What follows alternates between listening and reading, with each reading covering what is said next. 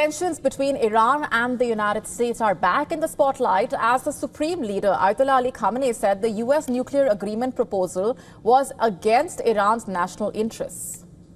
Big differences over whether Tehran can continue to enrich uranium remaining a focal point here.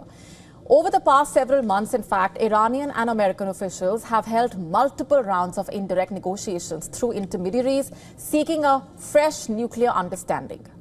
And these efforts aim to replace the 2015 nuclear agreement that US President Donald Trump pulled out of during his first term in office back in 2018. Iranian officials have said that they had received key elements of a new US offer relayed through Omani mediators. While the full terms remain undisclosed, in a nationally telecast speech, the Iranian Supreme Leader has said that Iran does not need a green light from Washington or any other foreign power to make decisions on its domestic nuclear activities.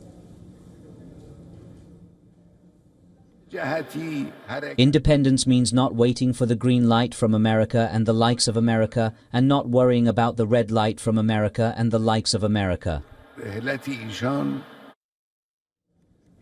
And on Monday, Trump said his administration will not allow any enrichment.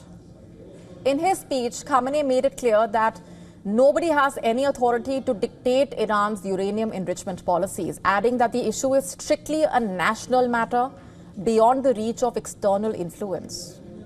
Uranium enrichment has become a central sticking point in the negotiations. The Iranian leadership considers it essential for the country's energy and scientific ambitions. In fact, Khamenei said that Iran cannot afford to build nuclear power plants if it lacks the means to produce fuel domestically. US officials reportedly proposed a compromise.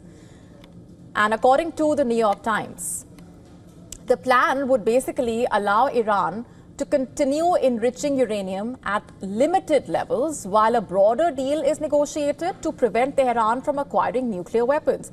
The proposal also includes assistance in developing nuclear power plants and potential joint management of enrichment facilities by the regional countries. Iran has signaled openness to temporary restrictions on enrichment and even mentioned a willingness to consider a regional nuclear fuel consortium. However, Tehran has made it clear that any such arrangement would supplement, not replace, its own enrichment capabilities. And in its quarterly report last week, the International Atomic Energy Agency had said Iran has ramped up its production of highly enriched uranium.